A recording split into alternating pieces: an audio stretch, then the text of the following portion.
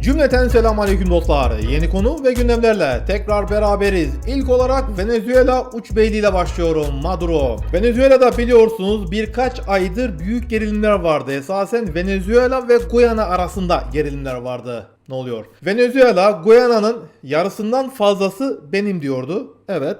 Orası Venezuela'nındır. Guyana ise acil olarak Amerika'yı, İngiltere'yi, işte sağı solu her tarafı yardıma çağırıyordu. Ve son tahlilde sizlere gelişen olayları anlatmıştım. Venezuela referandum yaptıydı. Bu Guyana içinde bulunan arkada haritayı görüyorsunuz. Essequibo bölgesi benim tarihsel topraklarımdır, Venezuela topraklarıdır ve Essequibo bölgesini Venezuela'nın eyaleti ilan etmişti referandumun ardından. Şimdi Venezuela ordusu Guyana'ya girecek. O bir taraftan Brezilya acil durum ilan etmişti. Guyana acil durum ilan etmişti. Son tahlilde tam böyle bir operasyonlar serisi başlayacaktı ki arkada gördüğünüz fotoğraf geldi. Venezuela Başkanı Maduro, bizim uç beyimiz Maduro, Guyana Başkanı İrfan Ali ile bir araya geldiler ve uzlaşıya vardılar. Guyana Essequibo bölgesi Venezuela bu eksende barış masasında, müzakere masasında sorunları çözme kararı aldılar. Harekatlar, operasyonlar geriye çekildi. Biz her zaman bunu zaten savunuyoruz. Ne diyoruz? Biz diplomasi masasını her daim tavsiye ederiz. Ama diplomasi masası var diye diğer taraftan da harp masasını geri bırakmayız. Onda uzlaşıya varırsan varırsın, uzlaşıya varmazsan harp masası sahada duruyor. Venezuela'da bir fiil Türkiye'nin taktiğini uyguladı. Türk taktiği Venezuela'da işe yarıyor. Guyana yıllardır Amerika'nın, Fransa'nın, İngiltere'nin gazıyla masaya oturmuyordu. Ama şimdi masaya oturmak zorunda kaldı. Tamamen Erdoğan, Maduro, Türkiye, Venezuela, Türk taktiği. Devam. Amerika'da iç savaşı konu alan film 2024 yılında vizyona giriyor. Hoppa! Amerika'da iç savaş mı olacak? Bunun filmini yapıyorlar. Amerika'da iç savaş olacağı yıllardır konuşuluyor ve bunu işleyen bir filmi yapımcılar yaptı. Önümüzdeki günlerde, aylarda Amerika'da vizyona girecek. Tabii sadece Amerika'da değil, dünyada vizyona girecek. Bundan ilgili kesitler, fragmanlar yayınlandı. İzleyen dostlar vardır. Hani bugünlerde, bu yıllarda, bu aylarda ard arda kaos ve kıyamet filmleri, görüntüleri bilmem neler gündeme geliyor. Gerçekte yaşananlar var, senaryo olarak yapılanlar var ama bir noktadan sonra 3 ay, 5 ay, 1 yıl, 3-5 yıl sonra bunlar gerçeğe dönüyor. Amerikalı yönetmenler Amerika iç savaşını işlemeye başladı. Hoppa! Hayırlı uğurlu olsun Johnny'lere. Haydi Johnny'ler, arındığınızı gösterin bize. Amerika için arınma gecesi yükleniyor. Amerika'nın Texas eyaleti, Trump'ın merkezi, ABD hükümetinden ayrılmak için durmadan referandum yapıyor, onu yapıyor, gündemde tutuyordu. Sizlere bunu bolca anlattıydım. Şimdi tam bunun ışığında ve önümüzdeki yıl 2024 Kasım ayı Amerikan başkanlık seçimleri arefesinde bu filmler gösterime giriyor. Vay vay vay vay vay. Amerika'da iç savaş acaba gerçeği ne zaman vizyona girecek? Heyecanla bekliyoruz. Çıt çıt. Haydi Trump. Come on Trump. Parçala Trump. Arkada haritayı görüyorsunuz. Trump'ın önde olduğu yerler işaretli. Kırmızı bölgeler Trump önde. Uf uf uf.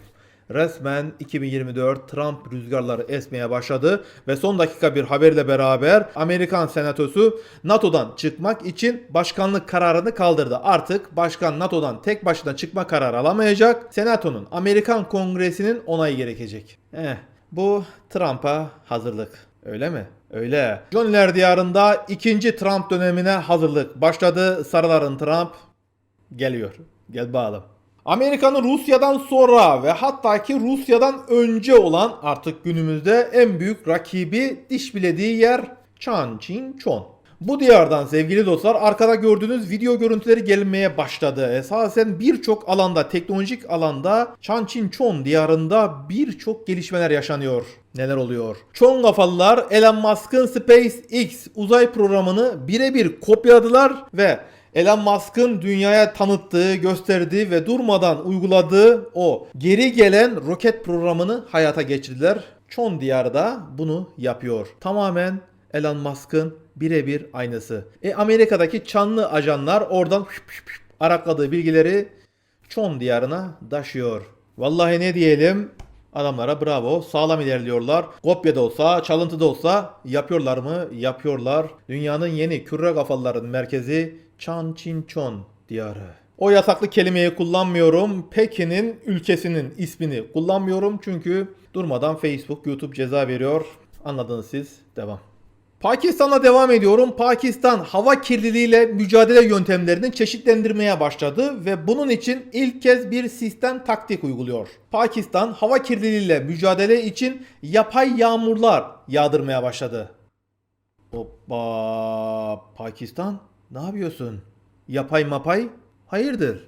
Bulut tohumları ekipmanlarıyla donatılmış olan 3-5 tane uçak 10 gün boyunca Lahore üzerinde uçuşlar yaptı. Pakistan semalarına uçuşlar yaptı ve orada Lahore semasında yapay bulutlar oluşturuldu. Ve bu yapay bulutlar yağmur yağmaya başladı.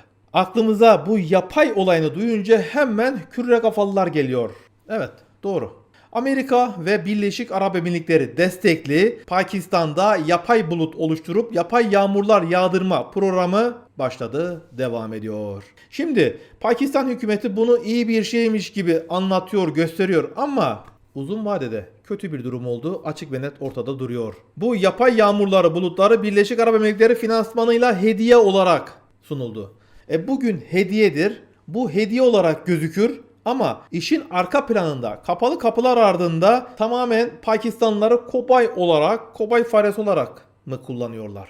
Akıllarda sorular, deli sorular. Allah'ın yarattığı tabiat üzerinde insan eliyle, küre kafalıların eliyle bir şeylerin değişikliğinin adımlarını atıyorlar. Bugün yapay bulut tohumları ekilir, yarın bilmem ne belalar ekilir, neler olur neler mi?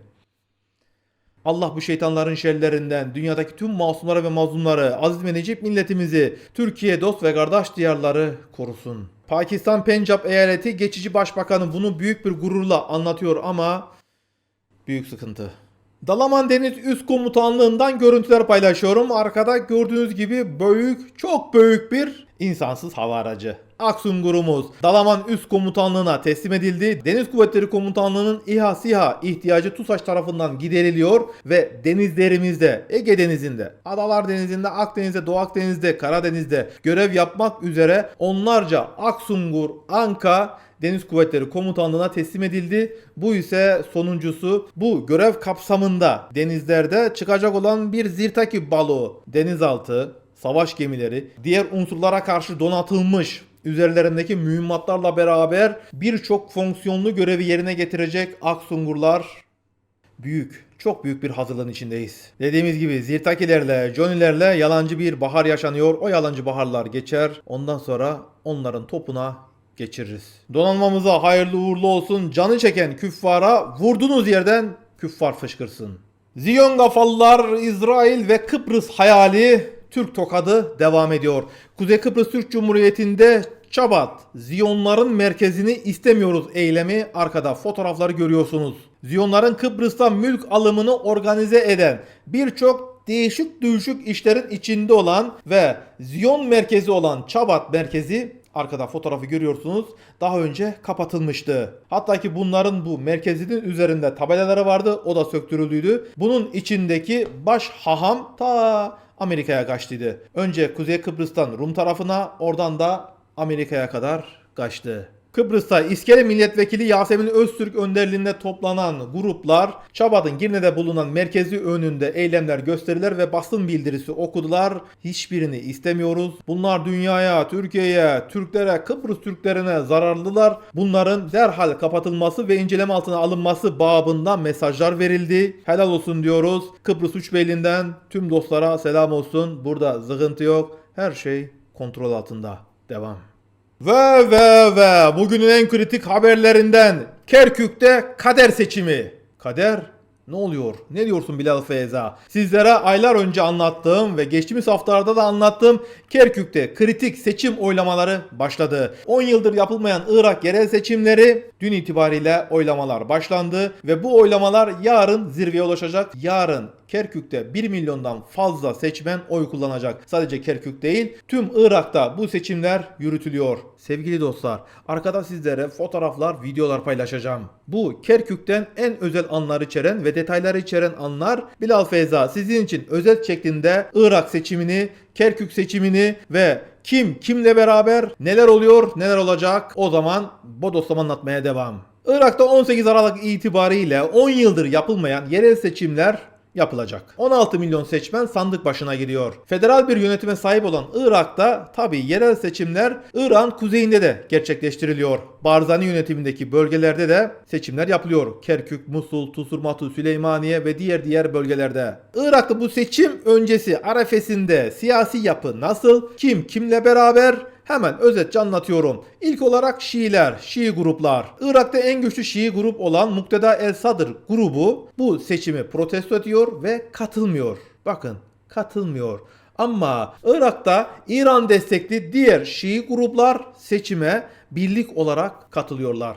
Pers kafası bunu geri bırakmıyor. Pers kafası ben de varım diyor. Mukteda El Sadr Şii olabilir ama İran karşıtı. Hani çok da böyle İran Şiilerini desteklemiyor. İran destekli Bedir hareketi bu grup olarak en ön planda duruyor. Tabii birçok gruplar var ama en etkili ve büyük olan bunlar. Mukteda El Sadr grubundan sonra bunlar diyelim. Sünniler grubu. Irak eski meclis başkanı önderliğinde bir araya gelen Biz Ümmetiz grubu Sünniler grubu olarak seçime katılıyor. Tabii birçok Sünni grup da var. Bu onların içinde en büyük olanı. Şimdi diyebilirsiniz ya Bilal Feyza, Sünni, Şii, o bu şu niye ayırıyorsun? Ben ayırmıyorum. Zaten Irak'ın yapısı böyle, anayasal yapısı böyle. Ben sizlere oradan gelen haberleri anlatmaya ve aktarmaya çalışıyorum. Bu bizim coğrafyamızın bir gerçeğidir. Anlatmaya devam. Kuzey İrak'ın en güçlü grupları Barzaniler ve Talabaniler. Bunlar tabii kendi arasında yıllardır birbiriyle mücadele içinde. Barzaniler ve Talabaniler grubu sevgili dostlar Kürtlerin ittifakı içinde seçime girmiyorlar. Kürt ittifakı yok. Barzaniler ayrı, Talabaniler ayrı, diğer Kürt grupları ayrı seçime katılıyor. Ve Türkmenler, Irak'ta bulunan Türkmen kardeşlerimiz de seçime katılıyorlar. Ama ilk kez ayrı parça parça seçime katılmıyorlar. Hani Arap grupları, Kürt grupları, Şii grupları, Sünni grupları, o grup, bu grup bunların hepsi ayrı ayrı gruplar olarak katılıyor. Belli başları bir araya gelip böyle güçlerini birleştirdiler. Ama ilk kez, bakın ilk kez Irak'ta bulunan Türkmen partileri, Türkmen gruplar bir araya geldiler. Tek bir cephe altında Irak seçimine katılıyorlar. Irak'taki Türkmenler Birleşik Irak Türkmen Cephesi adıyla seçime giriyor. Hayırlı uğurlu olsun diyelim. Allah zaferler nasip eylesin. Şimdi sizlere anlattığım gibi Kerkük'te seçimler, oylamalar başladı. Hani askeri gruplar, işte polisler falan oy vermeye başladılar. Öyle bir yapı var Irak'ta. Bu seçimler yapıldı. Elektronik olarak oylar sayılacaktı. Ama ne oldu? Arkada gördüğünüz cihaz arızalandı. Ve elektronik oylamada sıkıntı olduğundan dolayı tüm verilen oylar elle sayılacak. Bunu Irak'ta bulunan Türkmen grupları her sandığın başına adamlar koyarak yakından takip ediyor. Hani bir hile hurda işi olmasın. Diğer taraftan Türkiye'den dünyanın dört bir tarafından Türkmenler akın akın Irak'a gidiyorlar. Oy kullanmaya seçim sandıklarında oradaki haklarını korumak için vatanlarına gidiyorlar. Arkada güzel videoyu görüyorsunuz. Türkiye'den akın akın Türkmen gruplar ahanda Kerkük'e böyle girdi. Irak Türkmen Cephesi Başkanı Hasan Turan liderliğinde organize olan Türkiye'de, Suriye'de işte diğer ülkelerde bulunan Türkmenler Kerkük'e, Musul'a, Süleymaniye ana hat olaraktan Kerkük'e geldiler, oylarını kullandılar. Oy vermek için Kerkük'e dönen Irak Türkleri büyük bir sevinçle karşılandı. Geçtiğimiz aylarda anlatmıştım biliyorsunuz. Dışişleri Bakanımız Hakan Fidan Irak'a jet bir ziyarette bulunmuştu. Bir taraftan Bağdat'a geçti, o bir taraftan Türkmen diyarına gelip Kerkük, Musul buralarda resmi ziyaretlerde bulunduydu. Erbil'e de gittiydi ve Türkiye Barzani ilişkileri, Türkiye-Irak ilişkileri, Türkiye-Türkmen diğer ilişkileri, Türkiye-Türkmen cephesinin orada haklarının ve menfaatlerinin korunması için her türlü tedbirin ve duruşun net bir mesajı verilmişti. Irak'taki kardeşlerimizin yanındayız. Hiçbir alengili tirlingirli işlere Kerkük'te ve diğer Türkmen diyarında izin vermeyizin mesajı verildiydi. Bu böylece biline Türkmen diyarında Kerkük'te kader seçimi. İnşallah Allah'ın izniyle büyük zaferlerle çıkacağız. Yolumuzdan dönmeyeceğiz. Sıkıntılar olabilir, aksaklıklar olabilir. Belki bir geriye düşüş de olabilir. Ama ve lakin oralar, ata diyarları, oralar misak-ı millimizin içinde, oralar elbet ama elbet anlı şanlı Türk bayrağımız, mavi beyaz Türkmen bayrağımız, kırmızı beyaz Türk bayrağımız orada her daim yerini almıştır, almaya devam edecektir. Türk'ü Kürt'ten, Kürt'ü Türk'ten ayırmaya çalıştılar. Başaramayacaklar, aramıza giremeyecekler. Biz etle tırnak gibiyiz. Biz biriz ve beraberiz. Tarihte birbiriyle hiçbir zaman harp etmemiş iki millet. Türk, Kürt, bir ve beraber. İleri. Biz der ki Müslüman Türkler, Müslüman Kürtler, Müslüman Araplar. Saymadığım tüm Müslüman milletler ve dahi Müslüman olmasa da bizimle beraber yürüyen milletler. Biriz, beraberiz. Geleceğin dünyasında Türkiye yüzyılı, Türk yüzyılı, Türk İslam yüzyılı için çalışmaya, bir ve beraber olmaya devam diyoruz. Durmadık, durmuyoruz, durmayacağız. Doğru bildiğimiz yolda koşar adım ilerlemeye devam. Yolumuz ilahi kelimetullah hedef. Kızılelma. Bu bağlamda Allah kahraman Türk ordumuzu her daim muzaffer eylesin. Allah Türkiye'mizi her daim yüceltsin. Yeni konu ve gündemlerle tekrar görüşünceye kadar inşallah. Allah'ın en güzel rahmeti, selamı, bereketi hepimizin üzerine olsun sevgili dostlar. Allah'a emanet olun.